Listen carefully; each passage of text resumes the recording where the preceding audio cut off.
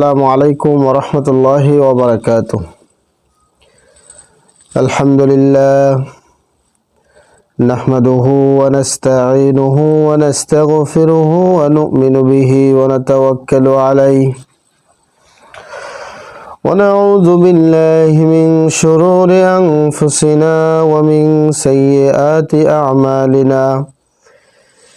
من يهده الله فلا مضل له ومن يضلل فلا هادي له وأشهد أن لا إله إلا الله وحده لا شريك له وأشهد أن محمدا عبده ورسوله. أما بعد فإن أصدق الحديث كتاب الله وخير الهدي هدي محمد صلى الله عليه وسلم وشر الأمور محدثاتها وكل محدثة بدعة وكل بدعة ضلالة وكل ضلالة في النار. আলহামদুলিল্লাহ, প্রশংসা আল্লাহ তাআলার জন্য, শান্তি অবতীর্ণ হোক আল্লাহ রাসূলের প্রতি সাল্লাল্লাহু আলাইহি ওয়াসাল্লাম। এই পর্বে আমরা জানব সূরা হজ সম্পর্কে, তারতিবে নুজুল, নাজিলের ধারাবাহিকতায় তথা কোন সূরার পর নাজিল হয়েছে সেদিক দিয়ে এই সূরাটি 103 নম্বর সূরা। এই সূরাটির আগে নাজিল হয়েছে সূরা নূর এবং পরে নাজিল হয়েছে সূরা মুনাফিকুন। তারতিবুল মুসহাব, বর্তমান কোরআন মাজিদের বিন্যাস অনুযায়ী এই সূরাটি 22 নম্বর সূরা। এই সূরার আগে রয়েছে সূরা আম্বিয়া এবং পরে রয়েছে সূরা মুমিনুন। সম্মানিত উপস্থিতি, মুসলিম প্রিয় তাওহীদি জনতা, এই সূরাটি একটি মাদানী এবং মাক্কি দুটিই বলা যায়। এই সূরাটিকে মাক্কিও বলা যায়, মাদানীও বলা যায়।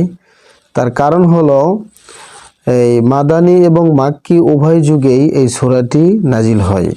কিছু অংশ মক্কাতে নাজিল হয়েছে এবং কিছু অংশ মদিনায় নাজিল হয়েছে এবং এই সূরাটিতে আয়াত আছে 78টি।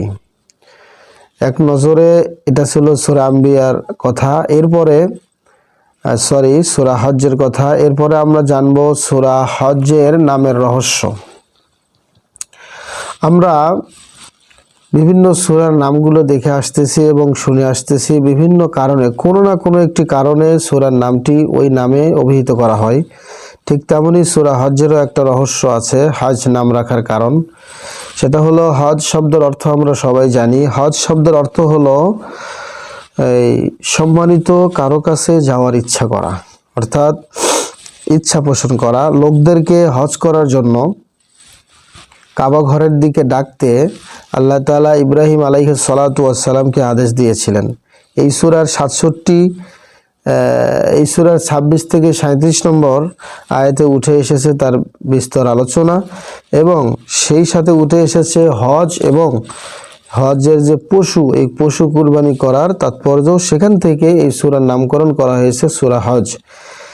এই সূরার মেজর থিম হলো তিনটি: 1, কিয়ামতের বিভীষিকা; 2, ইব্রাহিম আলাইহিস সালাতু ওয়াস সালাম ও আল্লাহর ঘর কাবার আলোচনা; 3, কাফিরদের অবাধ্যতা। এবার আমরা জানবো এই সূরাটির শানে নুজুল। এই সূরাটির শানে নুজুল হলো, আল্লাহ তাআলা পুরো সূরাটিতে 3 ক্যাটাগরির মানুষের কথা তিনি বলেছেন: 1, কাফের; 2, দোদুল্যমান মুসলিম; 3, সাচ্চা ইমানদার। কাফের, দোদুল্যমান মুসলমান এবং সাচ্চা ইমানদার, এই 3 শ্রেণীর মানুষকে নিয়ে এখানে কথা বলেছেন। আর তাদের কার কি করণীয় সেই নির্দেশনাও আল্লাহ তাআলা দিয়েছেন। প্রথম ক্যাটাগরিতে যারা আছে, অর্থাৎ প্রথম ক্যাটাগরিতে থাকা মক্কার কাফের মুশরিকদের সাবধান করা হয়েছে, যাতে তারা হটকারিতা বন্ধ করে জাহিলি চিন্তাধারা থেকে বেরিয়ে আসে। তারা যাতে মুসলিমদের বিরুদ্ধে চক্রান্ত বাদ দিয়ে নিজেদেরকে বিপদের হাত থেকে বাঁচায়, কারণ এই বিপদ থেকে কেউই তাদেরকে বাঁচাতে পারবে না। এমনকি ওরা যেগুলোর উপাসনা করে, যেই মাবুদের ইবাদত করে, সেগুলোও কোনো উপকারে আসবে না।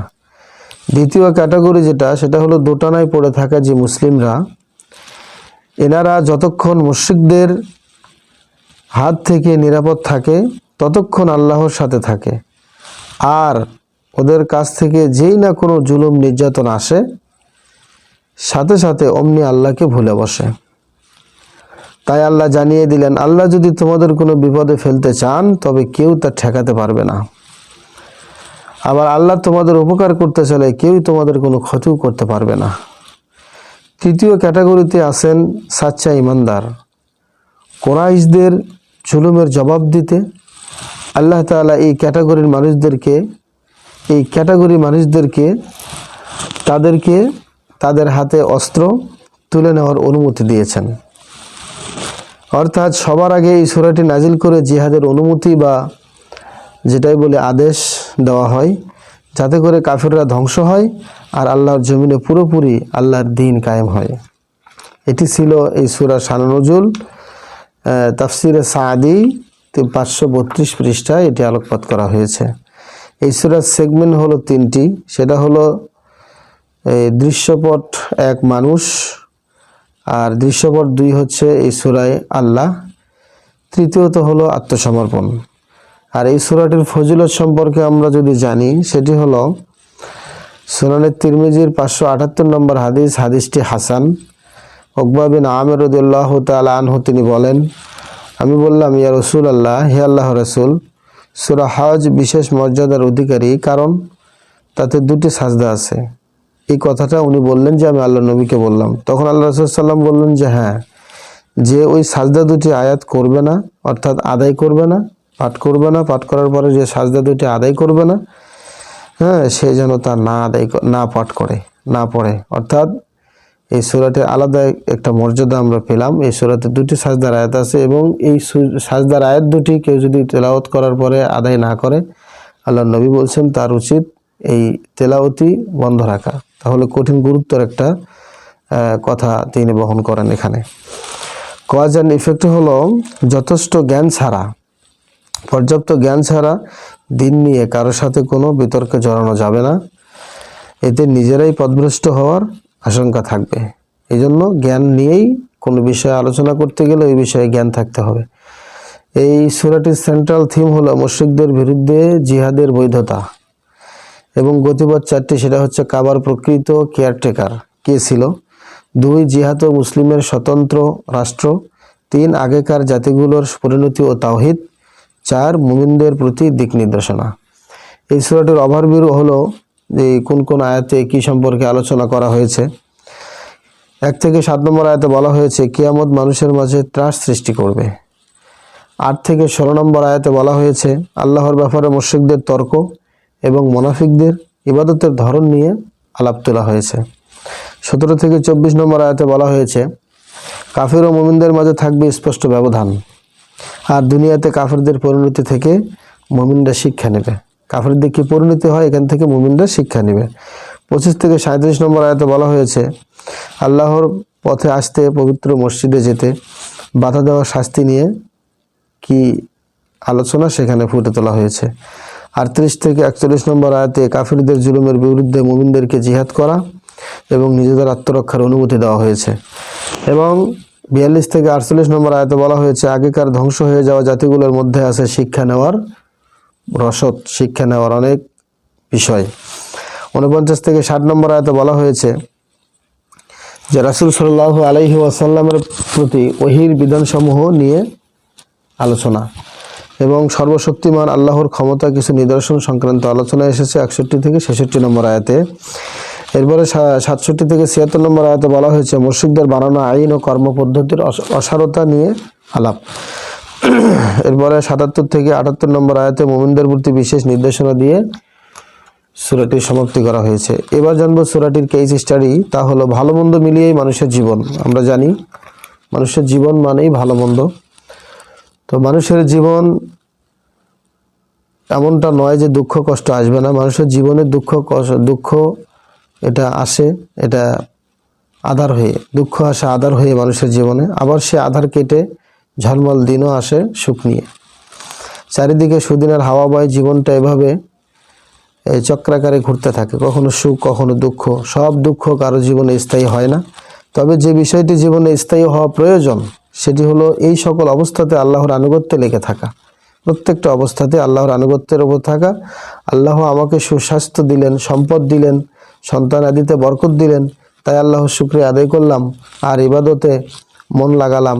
আবার যখন এই সুখের সময় ভাটা পড়লো, একে একে সব নিয়ামত হারাতে বসলাম, তখন আল্লাহর অকৃতজ্ঞ হলাম, অর্থাৎ তার ইবাদত থেকে মুখকে ফিরিয়ে নিলাম। এ তো এক বিরাট অন্যায়। একজন সত্যিকারের মুমিন কখনোই এমনটি করতে পারে না, বরং তার তো উচিত যে নিয়ামত পেলে আল্লাহর শুকরিয়া আদায় করা, আর নিয়ামত ফিরিয়ে নিয়ে পরীক্ষায় ফেললে সবর করা। যদি আল্লাহ নিয়ামত নিয়ে পরীক্ষায় ফেলেন তাহলে সবর করতে হবে। সবর করতে না পারলে দুনিয়া তো যাবেই, সেই সাথে হারাতে হবে আখিরাতের সব প্রতিদানও। সেই মুসলিমে এসেছে এই হাদিসটির ব্যাখ্যা স্বরূপ 2999 নম্বর হাদিস। এবার শুনবো এই সূরাটি সম্পর্কে রিফ্লেকশন বা তাদাব্বুর।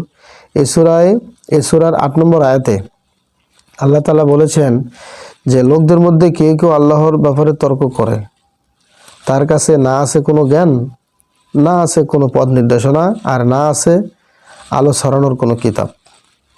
এর থেকে বোঝা গেল যাদের কাছে কোনো জ্ঞান বা পথ নির্দেশনা আছে তারা কখনো আল্লাহর ব্যাপারে তর্ক করে না। যারা আল্লাহর ব্যাপারে অযথা তর্কে জড়ায়, দেখবেন এদের মধ্যে জ্ঞানের ঘাটতি আছে। কোনো কারণ ছাড়াই এরা অস্পষ্ট বিষয় নিয়ে ঘাটাঘাটি করে, পরিস্থিতি আরো ঘোলাটা করে। তো এই আয়াত থেকে আমাদের শিক্ষা হলো, কোনো বিষয়ে আমাদের স্পষ্ট জানাশোনা না থাকলে আমরা সেই বিষয় নিয়ে কারোর সঙ্গে আলোচনায় নামবো না, কোনো প্রয়োজন নাই। এতে করে আমাদের জ্ঞানগত দীনতাই শুধু ফুটে উঠবে না, সেই সাথে আমাদের ব্যক্তিত্বও পড়বে হুমকির মুখে।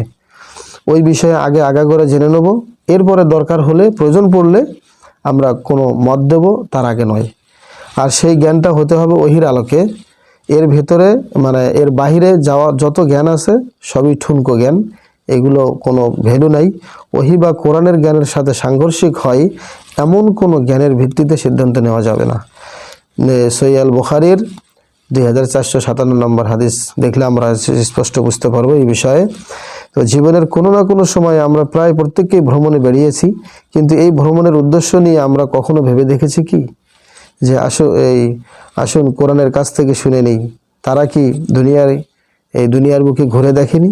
তাহলে তো তারা অনুধাবন করার মতো হৃদয় পারত, তাহলে তারা তো অনুধাবন করার মতো হৃদয় পেতে পারত, কিংবা সত্যের আওয়াজ শুনবার মতো কোনো লাভ, হয়তোবা কোনো সত্যের পয়গাম, সত্যের আওয়াজ শুনবার মতো কোনো লাভ হতো, কান লাভ করতে পারতো যদি তাদের এরকম কোনো অনুভূতি থাকতো। এই সূরা 46 নম্বর আয়াত এটি, যে অর্থাৎ সহজভাবে বলতে গেলে আমাদের ভ্রমণের উদ্দেশ্য হতে হবে আল্লাহর নিদর্শন দেখা, সেখান থেকে শিক্ষা নেওয়া, অযথা ঘুরতে যাওয়া বা ট্রেন্ড ফলো করা, খাওয়া দাওয়া আর হইহুল্লোড় করার জন্য যেন ট্যুর না করি। এ বিষয়ে আর স্পষ্ট দেখতে পাবো সহিহ বুখারীর 6953 নম্বর হাদিস। আল্লাহ পাক আমাদেরকে বোঝার আমল করার তৌফিক দান করুক।